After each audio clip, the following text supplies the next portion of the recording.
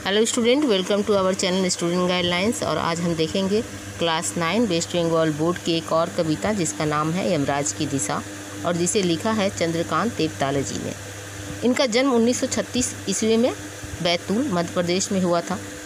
ये अपने उच्च शिक्षा इंदौर से तथा पीएचडी सागर विश्वविद्यालय से करते हैं। इनकी प्रमुख जो कृतियाँ रहीं वो है हड्डियों में छिपा ज्वर, दीवारों पर खून से, लकड़बग्घा हंस रहा है, भूखंड तप रहा है, पत्थर की बेंच, इतनी पत्थर रोशनी, उजाड़ में संग्रहालय इत्यादि। इनको माखनलाल चतुर्वेदी पुरस्कार से सम्मानित किया गया। साथ ही साथ मध्य प्रदेश में शासन का शिखर सम्मान भी इनको प्राप्त है। देवताले जी की जो कविताएं रहीं वो उनकी जो जड़ें थे वो गांव, कस्बों और निम्न मध्य वर्गीय के जीवन से जुड़ा रहा। उसमें मानव जीवन अपनी विविधता और विडंबनाओं के साथ उपस्थित हुआ है। आज हम जो उनकी कविता देखेंगे यमराज की दिशा, इसमें उन्होंने इस कविता के माध्यम से सभ्यता के विकास की खतरनाक दिशा की ओर इशारा करते हुए कहना चाहते हैं कि जीवन विरोधी ताकतें चारों तरफ फैलती जा रही है। जीवन के दुख दर्द के बीच जीती माँ जो थी, उनकी जो माँ थी जीती हुई, तब अपशकुन के रूप में जिस भय की चर्चा करती थी अब वो सिर्फ दक्षिण दिशा बनकर रह गई है। और ये जो दक्षिण दिशा है सिर्फ एक तरफ दिशा नहीं रह गई बल्कि सर्वव्यापक है।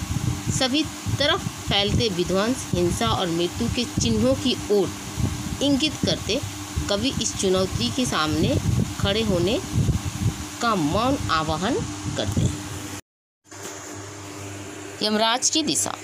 माँ की ईश्वर से मुलाकात हुई या नहीं कहना मुश्किल है, पर वह जानती थी जैसे ईश्वर से उसकी बातचीत होती रहती है और उससे प्राप्त सलाहों के अनुसार ज़िंदगी जीने और दुख बर्दाश्त करने के रास्ते खोज लेती है। माँ ने एक बार मुझसे कहा था, दक्षिण की तरफ पैर करके मत सोना, वो मृत्यु की दिशा है और यमराज को क्रोध करना बुद्धिमानी की बात नहीं। तब मैं छोटा था और मैंने यमराज के घर का पता पूछा था। उसने बताया था, तुम जहाँ भी हो वहाँ से हमेशा दक्षिण में। यहाँ पे क्या देखेंगे कि संदर्भ क्या लिखेंगे कि प्रस्तुत जो कविता है, पंक्ति है, हमारी पाठ्य पुस्तक साहित्य संचयन के पाठ यमराज की दिशा से ली गई है और जिसके कवि है चंद्रकांत देवताले जी। तो इनकी व्याख्या देखेंगे। कवि कहते हैं कि माँ से उनकी मुलाकात, कवि कहते हैं कि ईश्वर से उनकी मुलाकात, किसकी, उनकी माँ की मुलाकात हुई या नहीं हुई थी ये तो कवि को नहीं पता, लेकिन जब भी माँ उनसे बात किया करती थी, इनको कोई बात ज़िंदगी की जीने की तरीके बताती थी, तो ऐसा लगता था जैसे कि मानो उनकी मुलाकात ईश्वर से हो चुकी है। वो ईश्वर से बातचीत करती है और उनसे जो सलाह उनको प्राप्त होता है उनसे वो ज़िंदगी को जीने और दुख बर्दाश्त करने के जो मार्ग होते हैं उसको ढूंढ निकालती है। आगे कहते हैं कि एक बार उनकी माँ ने उनसे कहा था कि दक्षिण की तरफ पैर करके नहीं सोना। क्यों? क्योंकि मृत्यु की दिशा मानी जाती है। ठीक है, अभी भी हमारे यहाँ दक्षिण की दिशा को क्या मानते हैं? मृत्यु की दिशा मानते हैं। तो कवि की जो माँ है वो उनसे कहती है कि मृत्यु की दिशा है दक्षिण की दिशा, उधर पैर करके कभी मत सोना, क्योंकि यमराज का वो घर है और उनको गुस्सा दिलाना कहीं ना कहीं से भी बुद्धिमानी की बात नहीं था। आगे कहते हैं कि मैं उस वक्त छोटा था और मैंने माँ से पूछ लिया कि माँ, यमराज का घर का पता क्या है, मतलब यमराज कहाँ रहते हैं। तब उन्होंने मुझे उत्तर दिया कि तुम जहाँ भी खड़े हो वहाँ से ठीक हमेशा दक्षिण की तरफ, जो दक्षिण की दिशा है वो किसकी दिशा है? वो यमराज की दिशा है और वहीं पर यमराज के घर है। आगे कहती है, आगे की कविता में क्या देखेंगे? माँ की समझाइश के बाद दक्षिण दिशा में पैर करके मैं कभी नहीं सोया और इससे इतना फ़ायदा ज़रूर हुआ दक्षिण दिशा पहचानने में। मुझे कभी मुश्किल का सामना नहीं करना पड़ा। मैं दक्षिण में दूर दूर तक गया और मुझे हमेशा माँ याद आई। दक्षिण को लांघ लेना संभव नहीं था, होता छोर तक पहुँच पाना तो यमराज का घर देख लेता, पर आज जिधर भी पैर करके सोऊं वहीं दक्षिण दिशा हो जाती है। सभी दिशाओं में यमराज के आलीशान महल है और वे सभी एक साथ अपनी दहकती आँखों सहित विराजते हैं। माँ अब नहीं है और यमराज की दिशा भी वह नहीं रही तो जो माँ जानती थी। क्या कहते हैं यहाँ पर कवि, देखेंगे। यहाँ पर कवि कहते हैं कि माँ जो उनसे कहा करती थी कि दक्षिण की तरफ पैर करके नहीं सोना चाहिए, इससे सिर्फ उनके जीवन में एक ही फ़ायदा हुआ। क्या हुआ कि वो दक्षिण दिशा को पहचानना सीख चुके थे। अब उनको यही फ़ायदा हुआ कि दक्षिण कौन सी दिशा है वो जान चुके थे।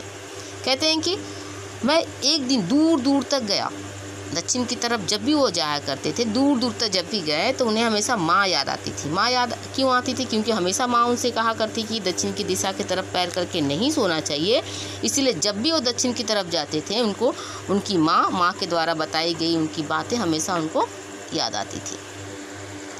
कहते हैं कि मैं दक्षिण दिशा में दूर दूर तक गया और मैं दक्षिण दिशा को कभी भी लांघ नहीं सका। कभी भी लांघ नहीं सका मतलब पार नहीं सका। कारण क्या था? कारण यह था कि उसका कोई अंत नहीं था, किनारा नहीं था। परंतु यदि सचमुच में कोई किनारा होता तो मैं यमराज का घर अवश्य देख लेता, क्योंकि यमराज का घर दक्षिण दिशा के छोर पर है। उनकी माँ ये बताती थी। तो वो कहते हैं कि अगर सही में कोई अंत होता तो यमराज का घर हमें ज़रूर मिल जाता। और आगे क्या कहते हैं कि आज का जो वर्तमान स्थिति है उसकी तरफ कभी कहते हैं कि मेरे माँ के समय की जो स्थिति थी और आज की स्थिति है उसमें काफ़ी अंतर हो चुका है। आज दक्षिण दिशा का अर्थ केवल वो नहीं है जो एक दिशा तक सीमित है, अब वो विस्तार हो चुकी है। अब जहाँ भी देखो दक्षिण दिशा दिखाई पड़ती है। मनुष्य जिधर भी पैर करके सोता है वहीं दक्षिण दिशा दिखाई देने लगती है। क्यों? क्योंकि सभी दिशाओं में यमराज ने अपने शानदार महल बना रखे हैं।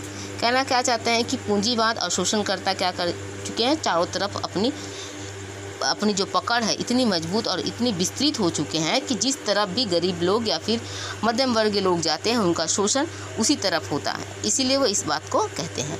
उन सभी में दहकती आंखों वाले यमराज बैठे हुए हैं जो मनुष्य को खा जाने के लिए तैयार बैठे हैं। कहते अब मेरी माँ नहीं है और उसके साथ दक्षिण दिशा का अर्थ विस्तार भी वो नहीं रहा जिससे उनकी माँ जाना करती थी। इस युग में दक्षिण दिशा का अर्थ यमराज का घर अर्थात शोषण और विनाश की शक्तियाँ की ओर साम्राज्य फैला चुकी है। इसी बात को कभी हमारे समझ रखते हैं। तो ये क्या था? ये थी कविता यमराज की दिशा। उम्मीद करती हूँ कि आपको कविता समझ में आ गया होगा। वीडियो को देखने के लिए थैंक यू।